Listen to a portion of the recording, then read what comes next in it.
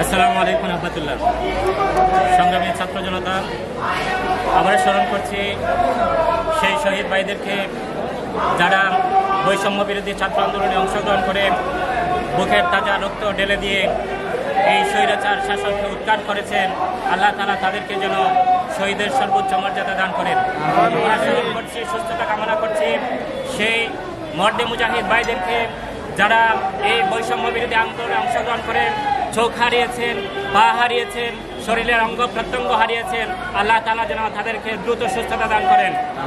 প্রিয় ভাইরা, আমরা জানি 1952 সালে ভাষা আন্দোলনের সময় ছাত্র সমাজ দুর্বার গতিতে আন্দোলন করার কারণে এই রাষ্ট্রভাষা বাংলা আমরা পেয়েছি। আমরা জানি 71 সালে ছাত্র সমাজ এই আন্দোলনে মুক্তিযুদ্ধে অংশগ্রহণ করার কারণে আমরা এই প্রিয় দেশ স্বাধীন দেশ পেয়েছিলাম। এরপরে আবার এই দেশটাকে জিম্মি করার জন্য একদল শাসক গোষ্ঠী বাকশাল কায়েম করেছিল। এই বাকশাল থেকেও আমরা রাষ্ট্রকে নিরাপদ করেছি, রাষ্ট্রকে স্বাধীন করেছিলাম। শুধু 2024 সালে সে স্বৈরশাসক আমাদেরকে নিষ্পেষণ করার জন্য উপেতে বসেছিল, সমস্ত শক্তি দিয়ে আমাদেরকে নিষ্পেষণ করার জন্য চেষ্টা করেছিল। কিন্তু ছাত্র সমাজ সেই আন্দোলনে অংশগ্রহণ করার কারণে তারা তা থেকে মাথা পর্যন্ত আপাত মস্তক সেই ময়দানে রেখে এই দেশি সরকারের বিরুদ্ধে সংগ্রাম করেছেন, যেই কারণে আজকে আমরা এই স্বাধীনতা উপভোগ করতেছি। শুধু স্বাধীনতা যে অর্জন করেছি সেই অর্জন নিয়ে আমাদেরকে বসে থাকতে হবে না। আরো যত ষড়যন্ত্র রয়েছেন, যত চক্রান্ত রয়েছে, সেই স্বাধীনতাকে নস্যাৎ করে দেওয়ার জন্য সমস্ত চক্রান্তের বিরুদ্ধে রুখে দাঁড়ানোর জন্য আমাদের সর্বদা প্রস্তুত থাকতে হবে।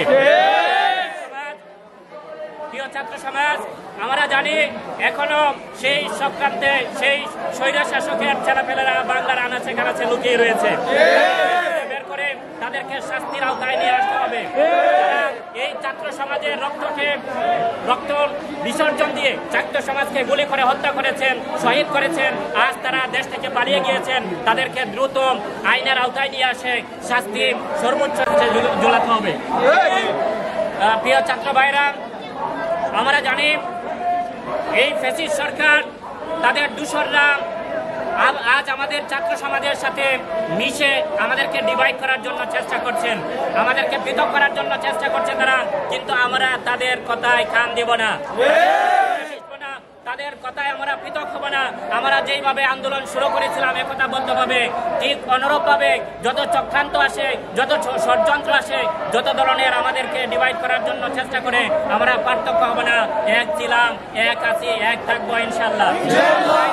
যত নৈরাজ্য শুরু হয়েছিল, সমস্ত নৈরাজ্যের বিরুদ্ধে ছাত্র সমাজ মাঠে ছিল, বর্তমানে আছে, ভবিষ্যতেও থাকবে ইনশাল্লাহ।